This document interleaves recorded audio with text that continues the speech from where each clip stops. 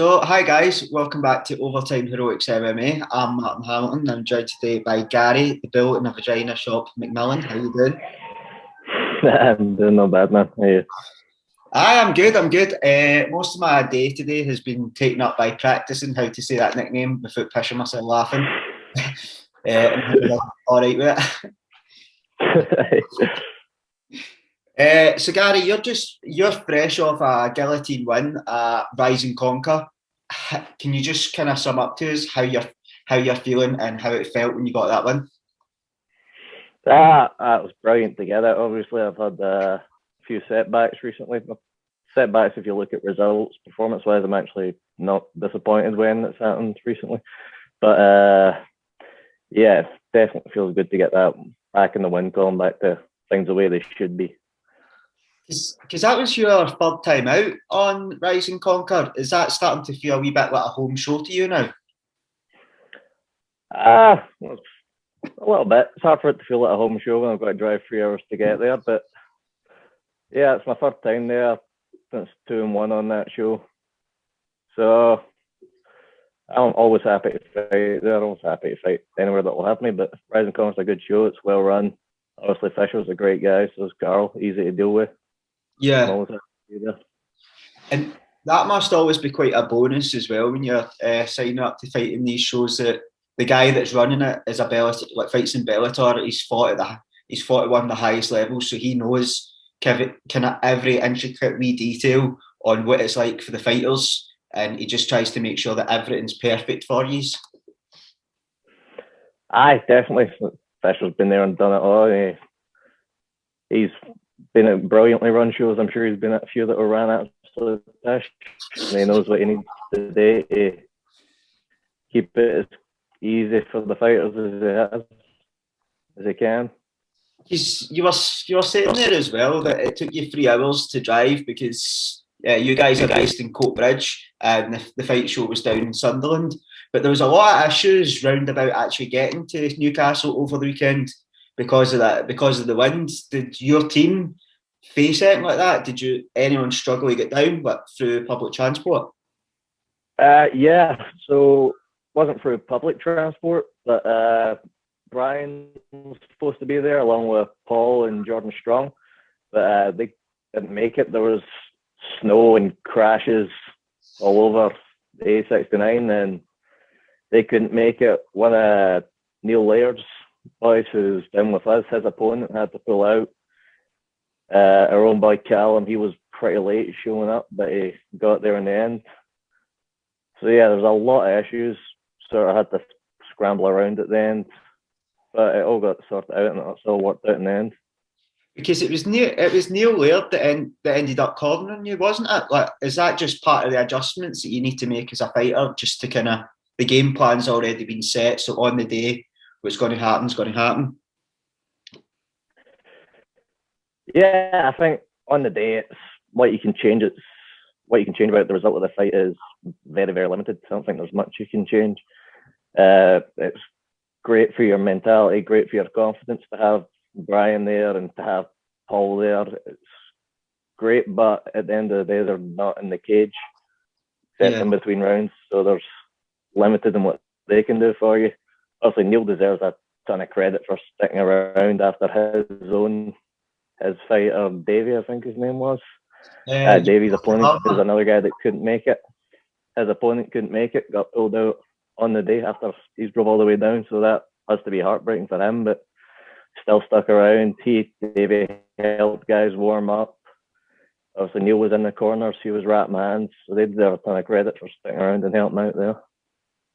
Yeah, absolutely, and it's great for you guys, especially at Scottish Hit Squad. You have kind of so many connections. You have the connections to Ayrshire Hit Squad. You have the connections with Team Fish Tank down south. So like when we kind of hiccups like this happen, you are able to kind of just adjust and call in other contacts. But just to come back to the fight, it looked like you faced a wee bit of adversity at the beginning of the fight.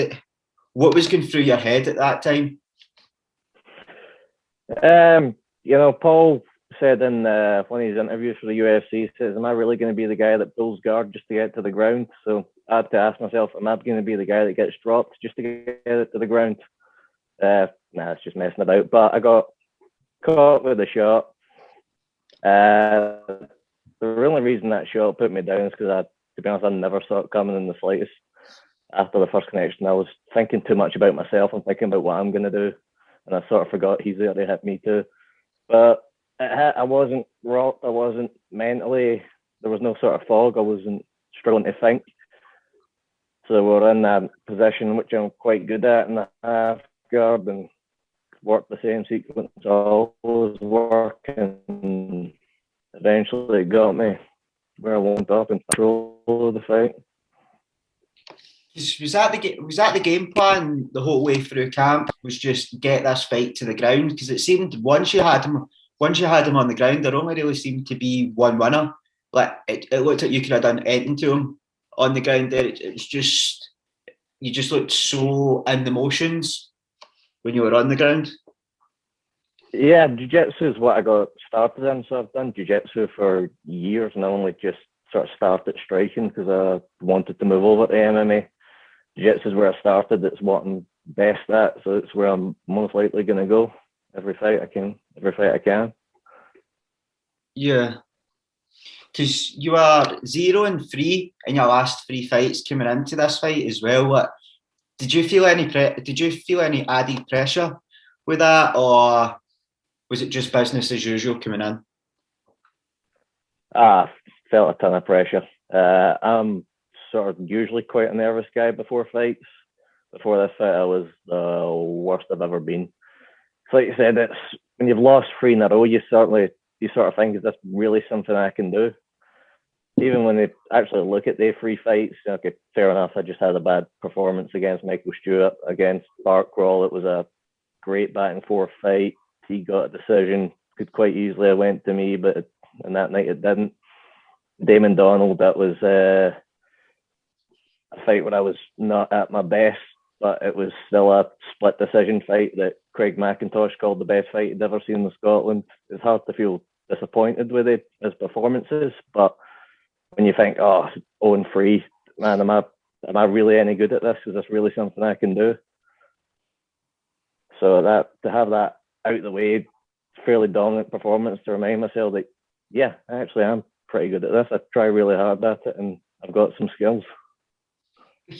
Because it's like you said earlier, like you've not long started striking, so striking is such a huge part of mixed martial arts. And like the guys that you've fought in your last 3 fights, none of them are bad fighters. What Michael Stewart, he had a really good record. I think he was 7-2. He's now become a pro. His only loss is against Jordan Strong and professional. And that was his first fight. And obviously, you know better than anyone how good Jordan Strong is. So it's not like you're fighting guys that aren't great fighters, but you're fighting guys that are high level amateurs, which is a credit to yourself and a credit to the work that Brian's doing behind the scenes. Because sometimes I feel it would be easy after one or two losses to kind of look for an easy fight, but that never seemed to be what you guys done. You guys just seemed to look out the harder fights. Yeah, so my policy is, for as long as I'm an amateur, at least I'll say yes to anyone at any show. The last, I think it was a few fights ago, was the last time Brian Balor asking me, "Do you want it?" Now he knows, just say, "Okay, it's now," and now he knows to just tell me the time and date and the weight class I need to make. I don't even ask who or anything like that. I just want to fight. I want to stay as active as possible as an amateur. Also, when you turn pro, you've got to be a little bit smarter about things. But for now, it's just experience. It's just learning. It doesn't actually matter your record. It's a way of keeping track of things. But when you turn pro, no one cares what your amateur record was. Yeah, absolutely. That's a great way to look at it, especially at amateur level. At amateur levels, it's all about experience. It's all about getting that kind of cage time. It's just kind of building where your strengths are, where your weaknesses lie, and that's the best way to learn that is by getting in there with the best guys. Definitely. So I've had 10 amateur fights. But I was actually held back a little bit by the fact that the first few, I don't try to think I don't want to sound too disrespectful to the opponents I fought then, but my first 3 or 4 fights were pretty easy. I never really struggled. So I never learned anything from them, and I never improved. Like these last 4 fights even, including that last one there, I've learned something big for these fights. I've been a better fighter. If I was fighting on Saturday night, I was a better fighter Sunday morning than I was on Saturday morning. They're the ones where you really do learn something, you become better as a result of them.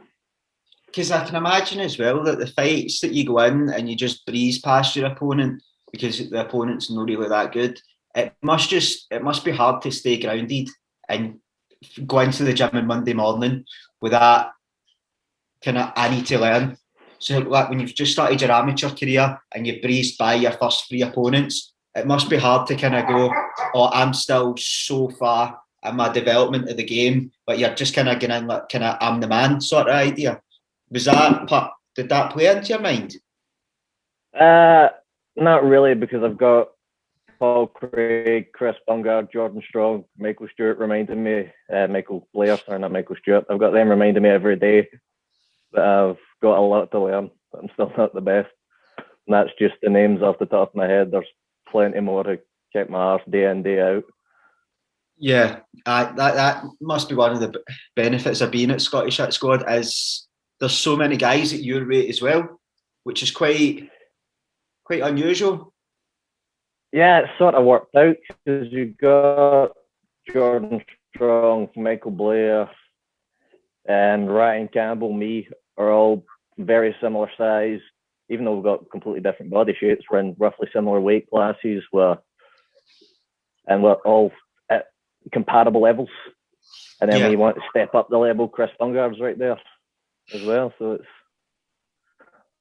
there's no shortage of great training partners, particularly for us at this size. What adjustments did you make coming into this fight, like compared to your last ones, if any? What adjustments did you make coming in? There wasn't a ton. I started working with Adam at Enhanced Sport. Paul's been working with him, and I've seen the difference in Paul. So I thought, yeah, I want some of that. I started working on my first camp, and I put the picture up on Instagram of me weighing in for Hollytown Havoc and weighing in for Rise and Conquer a few months apart. It's a completely different body shape. I feel so much stronger, so much fitter. I don't have that fear of running out of energy anymore. So I know I can go flat out for a full fight, for a full amateur fight at the very least now. That was the biggest change in the run up to this fight, and it worked brilliantly. I'm going to be definitely working with Adam as much as I can now. Because that seems to be one of the biggest changes that I've noticed in MMA, especially as an observer, that you're now seeing guys who are fighting amateur but are like training as professionals. So all your amateurs nowadays, they've now all got strength and conditioning coaches. They're all working with sports psychologists. They're just training like professionals. They're acting like professionals, but without being a professional. Do you feel that there's now pressure on amateurs to start tying into these other services to be able to hit the heights as a good amateur?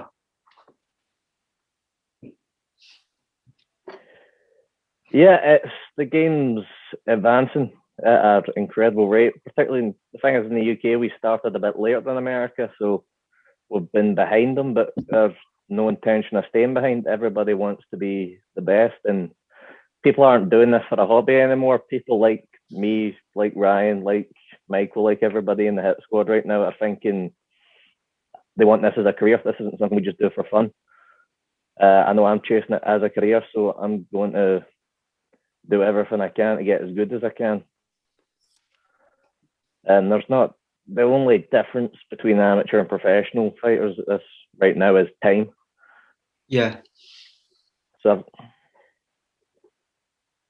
I don't really feel like I should be waiting. It's just that's time I could have been developing if instead of waiting to do it when I'm a professional.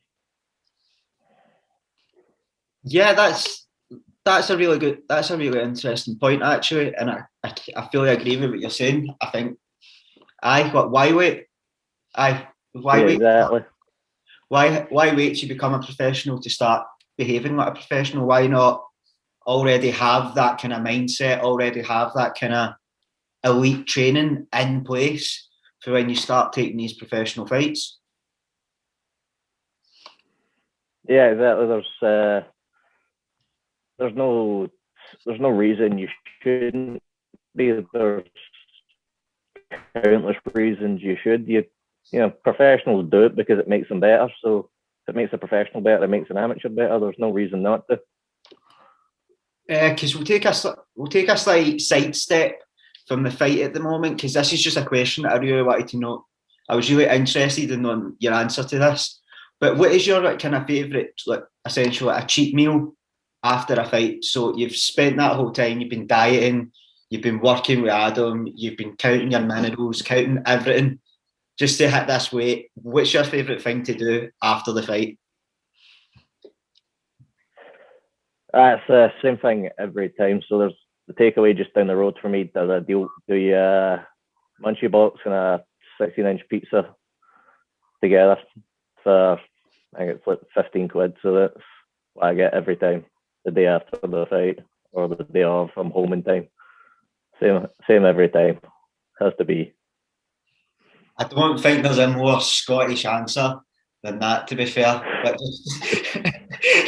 just a 16-inch pizza box rammed with everything that they've deep fried throughout the day, and then we have pizza.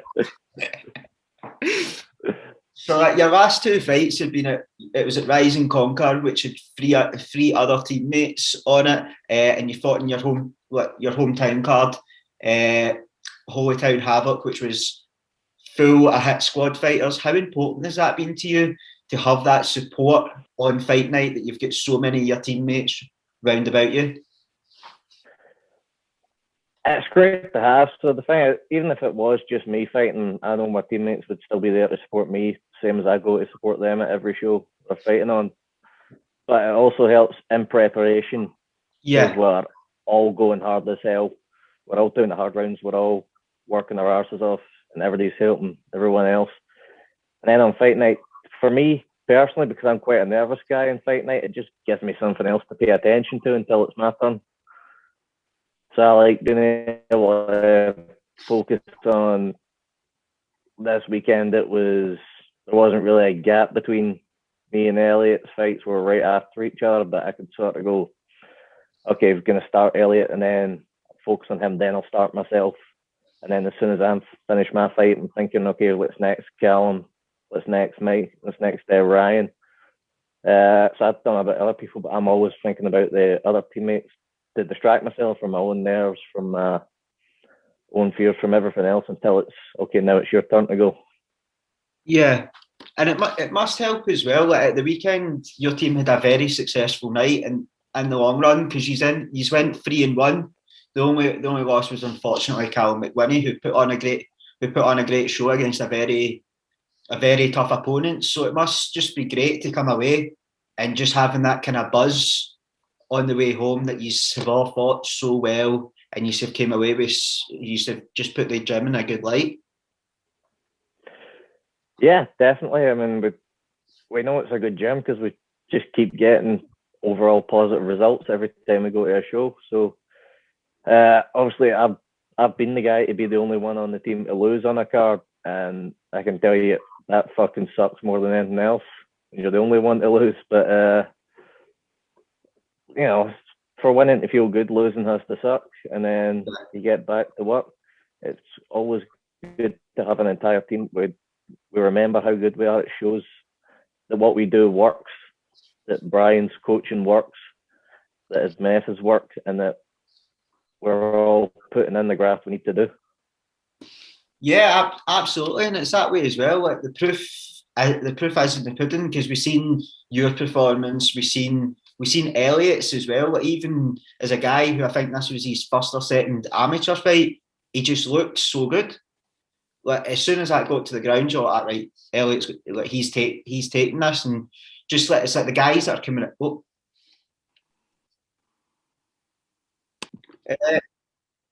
So welcome back, guys. Sorry, we had a wee bit of technical difficulties there, but just the last question now, Gary. You've fought you've fought 3 times since June. When should we be next expecting to see the Bull in action? Well, I'm planning to compete at the British BJJ Open on the 18th of December. So I'm doing that. And then I've said yes to an opponent on Almighty in January 22nd. So I'm just waiting for a yes from his side.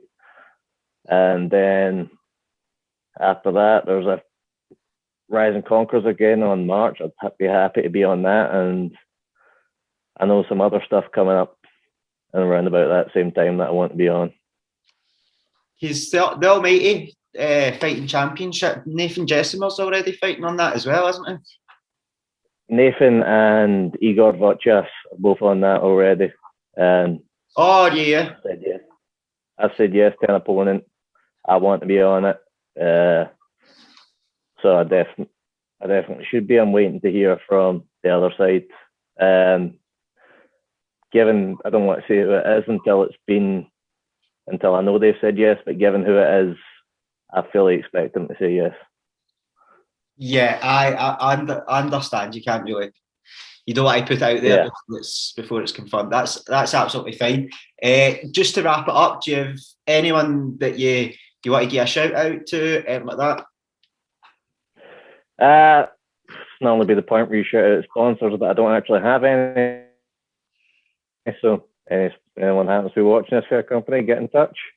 But the teammates are always there. Ryan Campbell had that great fight on Rise and Conquer.